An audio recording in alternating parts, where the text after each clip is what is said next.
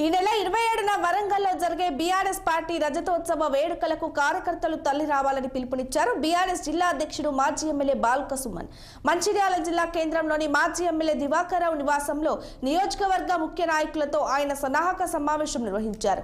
BRS party ఆవిర్భవించి 25 వసంతాలు పూర్తి చేసుకున్న సందర్భంగా వరంగల్లో రజతోత్సవ వేడుకలు నిర్వహించుకుంటున్నామని బాల్క సుమన్ తెలిపారు.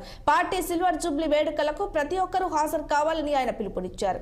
బీఆర్ఎస్ తెలంగాణ రాష్ట్ర ఆవిర్భావం కోసం ఏర్పడిందని, తెలంగాణ రాష్ట్రం ఏర్పడే వరకు వెనుకడుగు వేయలేదని సుమన్ తెలిపారు. గడిచిన 10 ఏళ్లలో రాష్ట్రం అభివృద్ధి చెందితే దాన్ని కాంగ్రెస్ ప్రభుత్వం దిగజార్చుతుందని విమర్శించారు బాల్క సుమన్. బీఆర్ఎస్ పార్టీ 25 సంవత్సరాల రజతోత్సవ సభను వరంగల్ జిల్లా అక్కడ ఎల్కతుర్తి దగ్గర నిర్వహిస్తున్నటువంటి తరుణంలో దానికి రాష్ట్ర వ్యాప్తంగా పెద్ద ఎత్తున మన శ్రేణులంతా ప్రజలంతా కలరాలనే ఆలోచనతో అన్ని నియోజకవర్గాల నుంచి అందరం కూడా పోవాలనేటటువంటి అది కేసీఆర్ గారి దిశానిర్దేశం.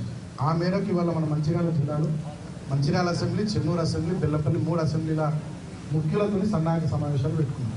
మనకు ఎందుకంటే బీఆర్ఎస్ పార్టీ పుట్టుక తెలంగాణ కష్టాలు పడుతున్నటువంటి తరుణంలో, తెలంగాణ ప్రాంతం గోసపడుతున్నటువంటి తరుణంలో, తెలంగాణ ప్రజలకు నీళ్లు లేక, తెలంగాణ రైతాంగానికి కరెంటు లేక, తెలంగాణ బిడ్డలకు ఉద్యోగాలు లేక ఇబ్బందులు పడుతున్నటువంటి తరుణంలో ఆనాడు ప్రపంచ బ్యాంకు జీతగాడిగా చంద్రబాబు నాయుడు మారిపోయి అభివృద్ధి పేరిట తెలంగాణ వనరులన్నింటినీ విధ్వంసం చేస్తున్నటువంటి తరుణంలో ఒకే ఒక్కడు సిద్దిపేట గడ్డ మీద నుంచి ఒక పులిబిడ్డ కేసీఆర్ గారు బయలుదేరి ఆనాడు గులాబీ జెండా ఎత్తి తెలంగాణ ఉద్యమ శంకారావాన్ని పూరించి 14 సంవత్సరాల పాటు పోరాటం చేసి మొక్కవోని దీక్షతో చివరికి చావు నోట్లో తలబెట్టి